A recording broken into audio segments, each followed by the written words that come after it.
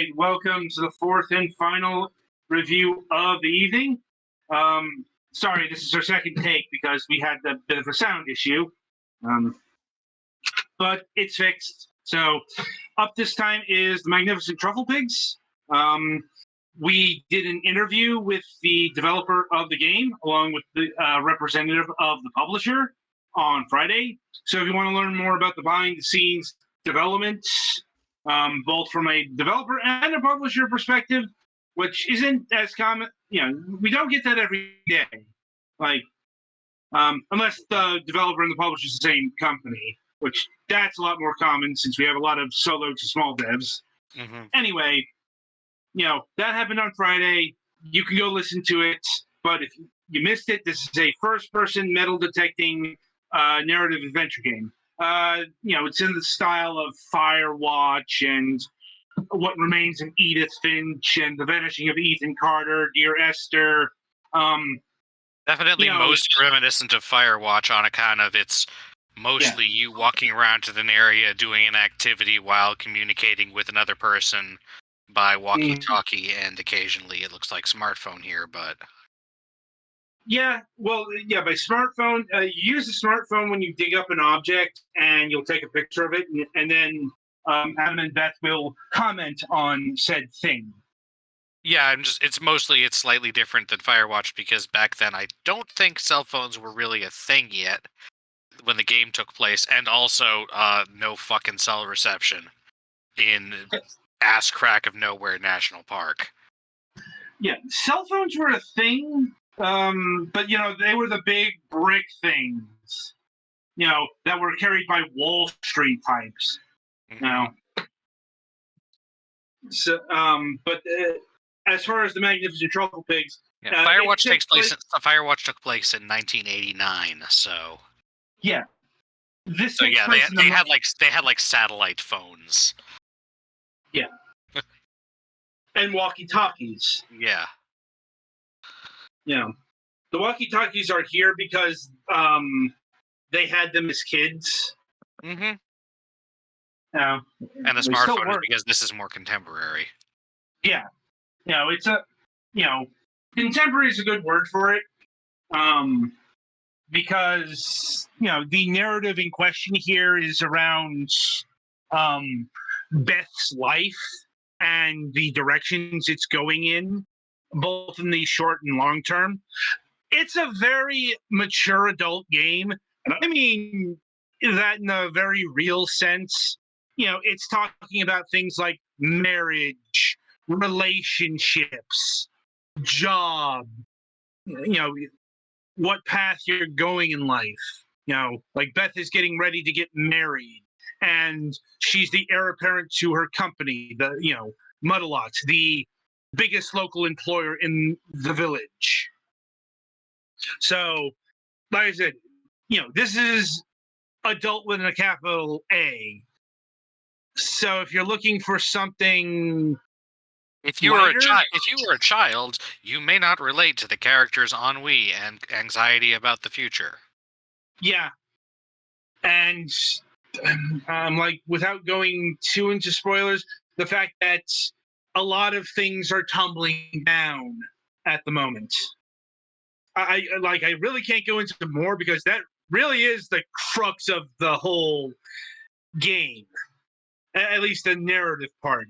The detecting part, that's probably got a lot more kid appeal. Mm-hmm. In fact, once again, that's one of the thematic elements here. Beth drags childhood friend Adam to the field where she did detecting as a kid and found a valuable earring. And she's on a real nostalgia trip. For purposes of avoiding the future and the present. She's having a bit of fun detecting treasure, basically. And, treasure in this case is defined by a lot of random bits and bobs you'd find on a farm. It's less gold nuggets and more tent pegs and bottle caps, which is yeah, that's how it goes in real life most of the time. You know, finding gold and silver. I'm not going to say it never happened because I actually had a book on treasure hunting and metal detecting as a kid. And like, yeah, it had some stories of, a kid just having a metal detector. And, they found like, say, 75,000 pounds worth of gold. Yeah, it was a British book. No. But like I said, that's the exception, not the rule. No. you know, and it translates here because the stuff that you're finding is oh look, it's a bit of a it's a foot pedal from a tractor, it's a bit of a pitchfork, there's some wiring, you know, which is fine. As far as the actual treasure, it's supposed to be an earring. I'm like, I can't really say more on that because once again, that's a big part of the plot. The plot really is everything here. Because even the detecting stuff that's tied to Adam and Beth and their relationship. And yeah, it's not like you want to go watch a review of Firewatch and learn that all the characters are actually insert long beep sound here because I don't have a soundboard. Right. you know, and one of the contrasts with the Magnificent Trufflepigs here is it's a lot more limited in scope compared to a lot of other what they call walking simulators. I really couldn't call this a walking simulator because technically there's walking, but you're not doing a lot of walking. You're walking. Metal detectors don't work so well when you walk too fast. Yeah, like, and it's really it's a real stop-start affair in terms of like pure gaming mechanics. But like I said, that's not the point. Like, that was at one point going to be the point. Like, there was going to be an actual metal detector game. It's far easier to say that this is a narrative adventure game with metal detecting attached to it. Because, as noted, like, there's a bit of leeway with finding stuff. And in terms of the time that passes, like, you can get achievements from stuff you find. And, if you stick around and find something, but a lot of it is tied to specific plot items. This is all covered in the interview. Like, so judging it on a game is like pure mechanics is actually fairly pointless. I know there are people who do that, and that's why they hate these kind of games, because there's no quote unquote game there. Not the fucking point. And I think we've got enough of these where these are perfectly fine games. Sometimes it's okay for it to mostly just be an experience. Yeah, the war on walking simulators has ended. Y'all lost. Or I guess more properly, narrative adventures or experiences. It's like this is all about the plot and the, like, specifically in this case, it's mostly about the characters. Panda. Yep. And how well is the story here? It's fairly good. Though once again, it's definitely an acquired taste. Because not only is it, very grounded, and once again, that's not what a lot of people look for in gaming. Then again, if you're buying in on a first-person metal detecting game, you're probably looking for something grounded anyway. I think the bigger disappointment here is if you were looking for this straightforward, because it doesn't offer that. Like, you don't have to scour the fields, and the detecting is fine-tuned, and when you find something, it's fairly easy to get it.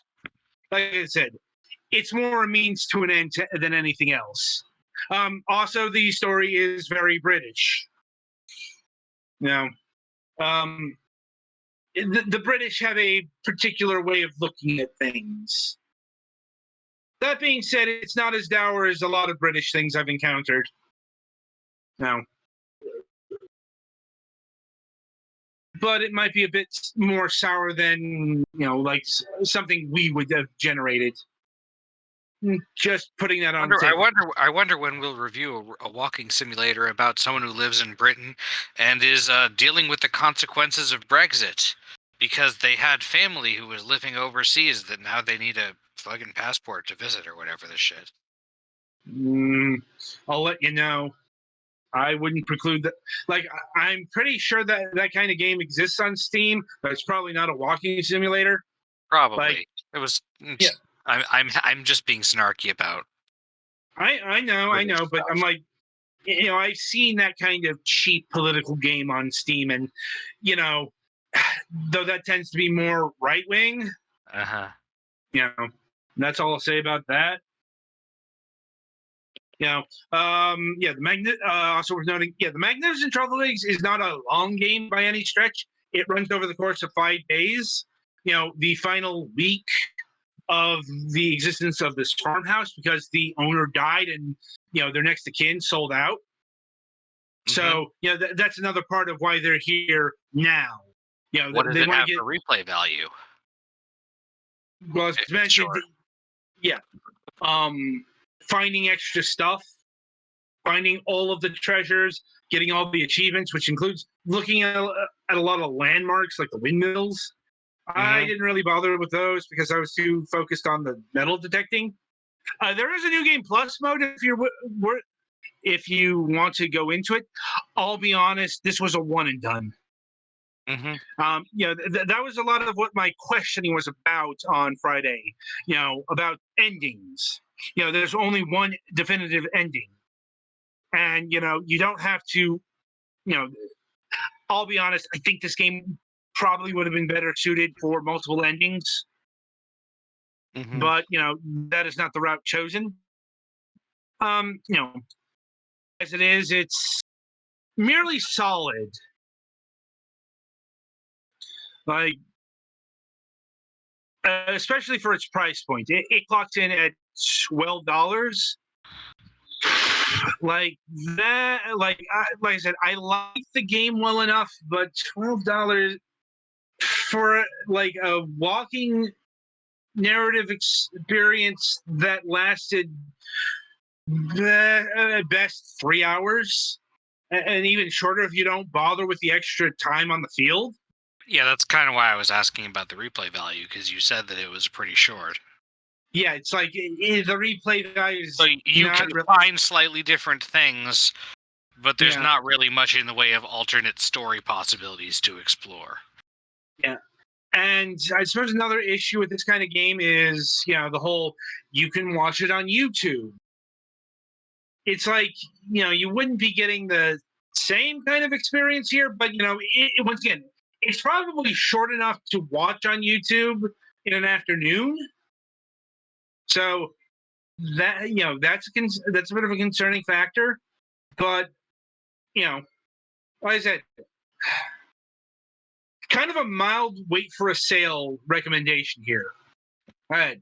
I like what's here, but ultimately I have to go, there's just not quite enough meat on the bones here for me to say $12 is an adequate price.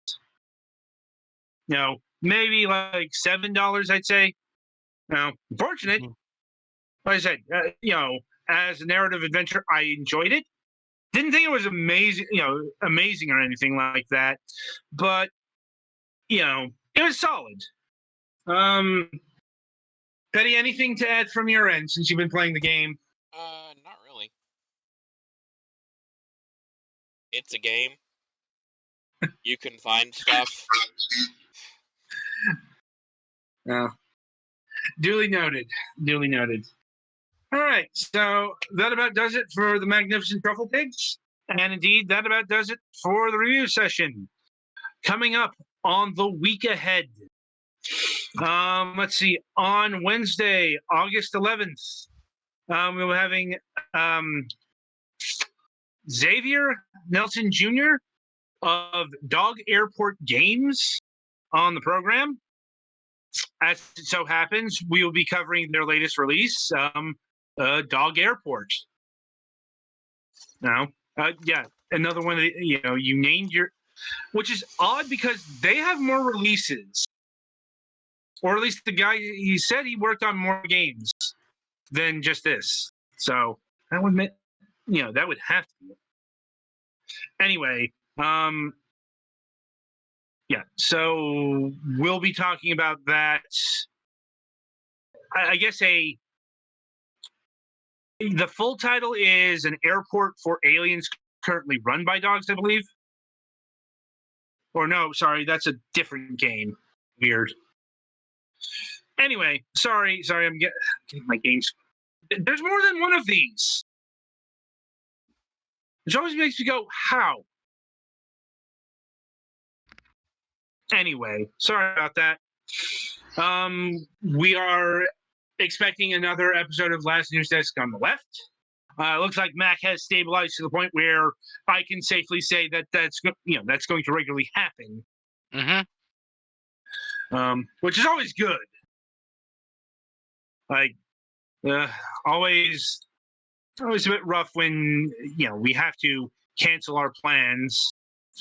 Anyway, we do have a Friday show this week, and we'll be welcoming Andreas Juliusson of Fast Travel Games. Like, we'll be talking about their latest. It's a VR game. Apex Construct. Trying to remember if that's their latest. Sorry. Let me just make sure about that. No, here we go. Their latest is Wraith of the Oblivion Afterlife. Yeah. So we'll be talking about that. It's a VR game. So even though we got a code, no one here can use it. Oh boy. That's fine. We've covered more than a few VR games at this point. So even though we can't play them, we can certainly talk about them. Anyway, so that's the week ahead. Until Wednesday, I shall wish you good gaming.